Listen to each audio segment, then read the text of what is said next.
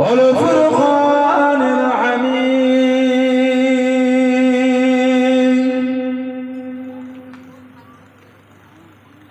وما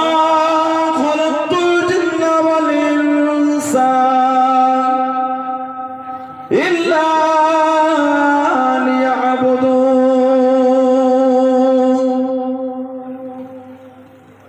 قال رسول الله صلى الله عليه وسلم من أحب سنتي فقد أحبني ومن أحبني كان معي في الجنة प्यारे हाज़िराने मजलिस আমার ইমানদার ভাইরা নেককার আল্লাহ ওয়ালা গোনেরা যুবকেরা মুরব্বিয়ান বাচ্চাদেরা সমবয়স্ক আমার নওজওয়ান বনে আজকের আমাদের এই সুন্দর মাহফিলে একনিষ্ঠ কর্মী কমিটি সাহেবান বিভিন্ন গ্রাম বিভিন্ন পাড়া থেকে আগত আমার ফুরফুরা শরীফের মুজাদ্দিদুজ্জামান হুজুরের সিলসিলার মুরিদ মুতাকিদিন পাগল বনে পর্দার আড়ালে অবস্থিত আমার মা ও বোন আজকের মাহফিলের সম্মানীয় অত্র এলাকার মসজিদের ইমাম সাহেব সহ সম্মানীয় উলামা হযরত বনে খিদমতে এসে হাজির হয়েছে আমি অধম গুনাহগার নালায়েক খাকসার পাপী আমার মনে হয় আজকের মাহফিলে যতগুলি মানুষ বসে আছে সবচাইতে বড় গুনাহগার থাকতে হলে সেটা আমি আছি আমি পাপী আমি গুনাহগার আল্লাহ আপনাদের কাছে হাজির করিয়েছেন দোয়া করেন আল্লাহ পাক যেন গুনাহগারের জবান থেকে কিছুক্ষণের জন্য হলো আল্লাহ পাক কিছু বলার মতন তৌফিক ইনায়েত করেন বলুন সকলে আল্লাহুম্মা আমিন তার সাথে সাথে আল্লাহ পাক আপনাকে এবং আমাকে উভয়কে শুনে এবং বলে আমল করার তৌফিক ইনায়েত করেন বলুন সকলে আল্লাহুম্মা আমিন আমার আল্লাহ পাক জাল্লে জালালুহু জাল্লে শানুহু তানা দরবারে লাখ লাখ শুকর কোটি কোটি শুকর যে আল্লাহ পাক আপনাকে আমাকে এতগুলি মানুষ এতগুলি মুসলমানকে এমন একটা সুন্দর মাহফিলে হাজির করালেন এমন একটা জায়গায় বসালেন আল্লাহর রাসূল বলেছেন হাফাতহুমুল মালাইকাতু ফেরেশতারা নূরে ডানাগুলিকে দিয়ে বান্দা বান্দীদের করে গোল করে ঘিরে রাখেন বলুন না সুবহানাল্লাহ এমন একটা জায়গায় আল্লাহ আমাদের বসার সুযোগ করে শুধু আজকে বলে নয় দুনিয়ার যেখান থেকেই আমরা আমল করি না কেন সেটা পাহাড়ের চূড়াও হতে পারে সমুদ্রের নিচেও হতে পারে আল্লাহর রাসূল বলেছেন আমাদের নবী বলেছেন হাদিস শরীফের কিতাব আছে মুসনাদে বাজ্জার বলে হায়াতি খায়রুল লাকুম আমি নবী তোমাদের মধ্যে থাকাটা তোমাদের জন্য উত্তম ওয়াফাতি খায়রুল লাকুম আর আমি নবী তোমাদের চোখের আড়াল আমার ওয়াফাত আমার বিশাল শরীফ ওটাও তোমাদের জন্য উত্তম তুরাদু আলাইয়া আমালাকুম আমি নবী আমার তোমাদের আমলগুলিকে সব ফিরিয়ে দেওয়া হবে এই যে আমরা কলসুরে এই যে মাহফিলে চরণ মণ্ডল পাড়ায় বসেছি সুবহানাল্লাহ আলহামদুলিল্লাহ আল্লাহু আকবার কালিমা শরীফ দরুদ শরীফ যা আমল করব সব আল্লাহ পাকের হুকুম আল্লাহর ফেরেশতারা নিয়ে গিয়ে আমাদের নবী পাককে দেখাবে যারা বললেন সুবহানাল্লাহ আমাদের নবী যে হায়াতুল নবী নবী আমার জিন্দা নবী সুবহানাল্লাহ বললেন হাদিস শরীফের কিতাব আছে ইমাম বাইহাকি রাহমাতুল্লাহ লিখেছেন হায়াতুল আম্বিয়া বলে আরেকটা কিতাব মুসনাদে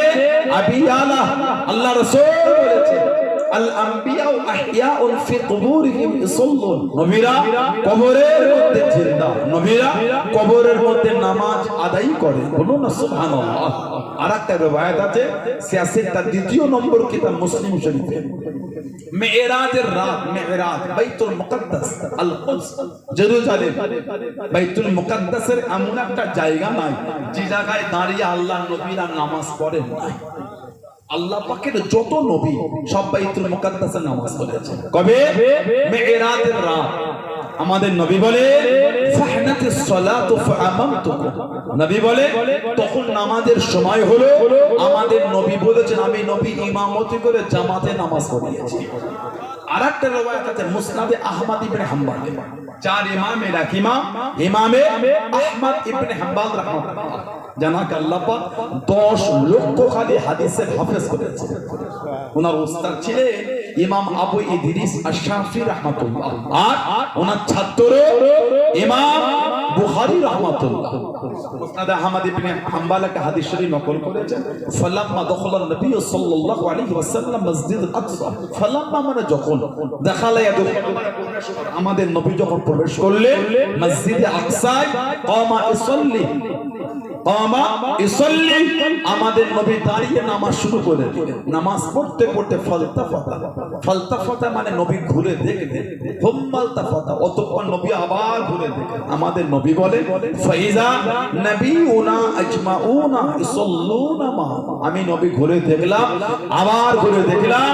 সমস্ত নবীরা আমার সাথে আমার পিছনে নামাজ আদায় করছে।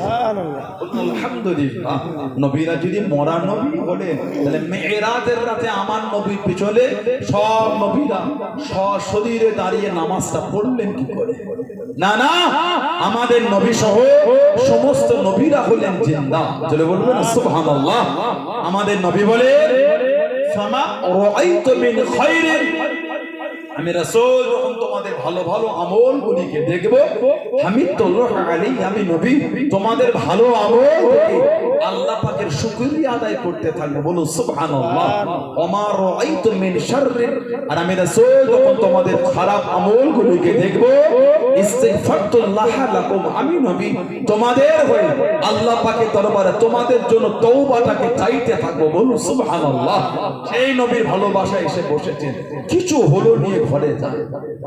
এত ভালোবাসা, এত আবেগ, এত প্রেম, এত টান দিয়ে ছুটে চলে গেলেন। এই সন্ধ্যাবেলায় দোকান ছেড়ে কাজ ছেড়ে চলে গেলেন কেন? আল্লাহ আল্লাহ রাসূলের দুটো কথা শুনবো। ঠিক না ভুল বলছি? আল্লাহ রাসূলের দুটো কথা শুনবো। নিজের জীবনটাকে এবার তো ভালো করো,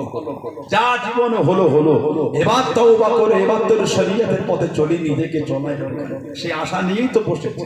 কিছু হলো নিয়ে ঘরে যাবে, মানতে যদি না পারলাম এত মেহনত করে লাভ কি হলো? জলসা দিয়াটা ফরজ না, ওয়াজ মাহফিল দেওয়াটা ফরজ না, তবে ওয়াজ মাহফিলে বসলে নিজেদের ফরজ ইলমটা শেখা হয়ে যায়।